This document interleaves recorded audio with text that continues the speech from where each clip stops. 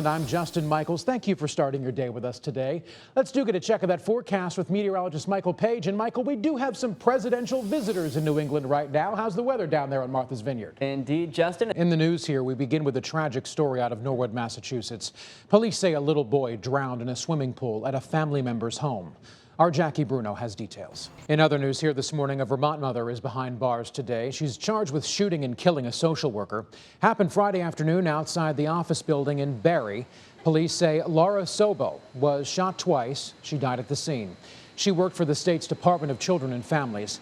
Police say the suspect is Jody Herring, and they say Herring was angry that she lost custody of her 9-year-old daughter.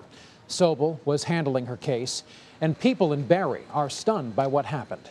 Let them do their job. Police have interviewed nearly a dozen witnesses. Herring is due in court Monday. Well, it's life in prison. That's the sentence for the man who killed 12 people inside a Colorado movie theater. A jury was unable to reach a unanimous decision on the death penalty for James Holmes. Leanne Gregg has this story. To presidential news now. Decision 2016, fresh off their first debate Thursday night, the Republican presidential candidates are getting back to campaigning. Former Florida Governor Jeb Bush made another trip to New Hampshire. He stopped at Brown's Lobster Pound in Seabrook. Bush was one of 10 candidates to take part in the debate. I think I did fine. After that stop in Seabrook, Bush took part in a town hall meeting in Barrington last night. And we, of course, will be seeing a lot more of all those presidential candidates in New Hampshire in the months to come. You can keep tabs on all of their movements as they move around New England with our candidate tracker on the NECN News app. More presidential news about the actual president. President Obama and the first family are spending their first full day on Martha's Vineyard today. The Obamas have vacationed on the island 6 times as the first family. Our Michael Rosenfield has this story. Back now to talk early warning weather with meteorologist Michael Page. Michael, I was walking my dog Arlo this morning and I stepped outside and I thought to myself, is it already time to have cool mornings like this? Cool, crisp weather is here, often comes in August. And even last night, it definitely had that very beautiful sleeping weather. Comfortable, perfect for that. Leave the windows absolutely open. And we're starting off with some 40s this morning, actually, in northern New England. Take too a look early. at this picture from last night. Continuing a little weather news here, a typhoon that slammed Taiwan overnight is now heading towards mainland China. The storm killed at least 6 people. Millions right now are without power. Ian Williams reports. In other news here this morning, an American Airlines flight landed safely at Philadelphia International Airport last night after crews declared an emergency on that flight.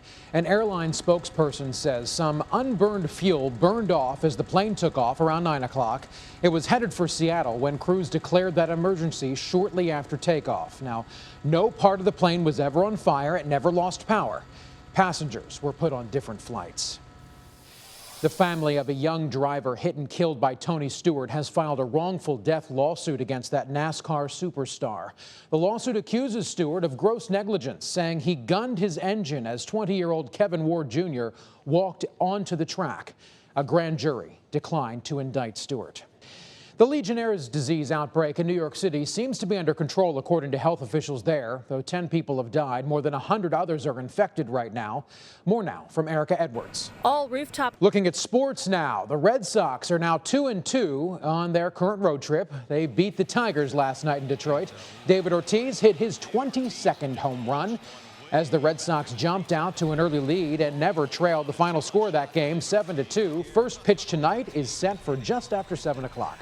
Meantime, Mike Napoli is no longer with the Red Sox. He was traded last night to the Texas Rangers in exchange for either a player to be named later or cash. Napoli, a fan favorite here in Boston, but he struggled this year. The Rangers, unlike the Sox, are in the playoff hunt. Boston history runs deep, and this summer, a big dig of a different kind is giving students a snapshot of 19th century life. Our Leslie Gatiss takes us to one site where some budding archaeologists are getting their hands dirty. So get this, NECN cameras caught a man leisurely riding his bike down the Massachusetts Turnpike. And it's also not the first time this week that happened. Our Catherine Sotnick has details. And we're hearing today from a Boston cab driver who was attacked while on the job. Police say a man and a woman tased this driver, then they stole his cab, then they crashed it. Our Alicia Palumbo has the story. Unfortunately. The Massachusetts woman accused of kidnapping her children is being held right now on $25,000 cash bail.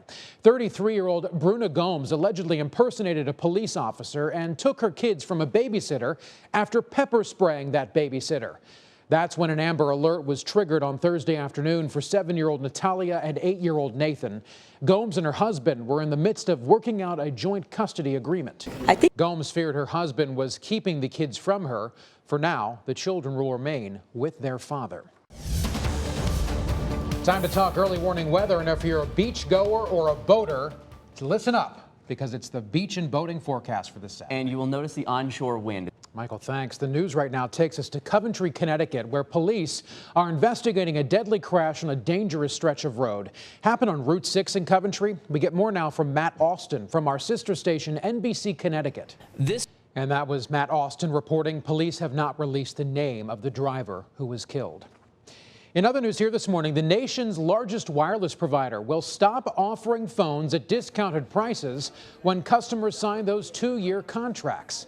Verizon Wireless says it's doing this to simplify things, but it could result in customers paying a lot more. The company says existing customers will be able to keep their current plans. The new plans take effect August 13th. Well, today is National Garage Sale Day. Some people love them, others despise them. But regardless of how you feel, garage sales are big business. According to the website statisticbrain.com, U.S. garage sales generate more than $4.2 million each week. The overall average price of a garage sale item, though, get this, 85 cents. Interesting. Well, when it comes to animal shelters, there are a number of misconceptions about what they do and how they do it. One thing people might not necessarily know, shelters are different in different parts of the country. Our Brian Shackman explains that. And a reminder for you, everything you need to know about Clear the Shelters Day is Saturday, August 15th. Just head to our NECN app.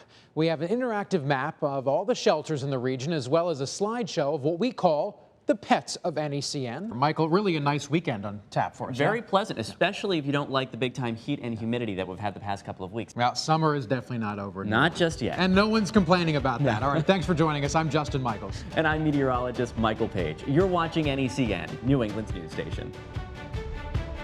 NECN in more New England homes than any other local news station.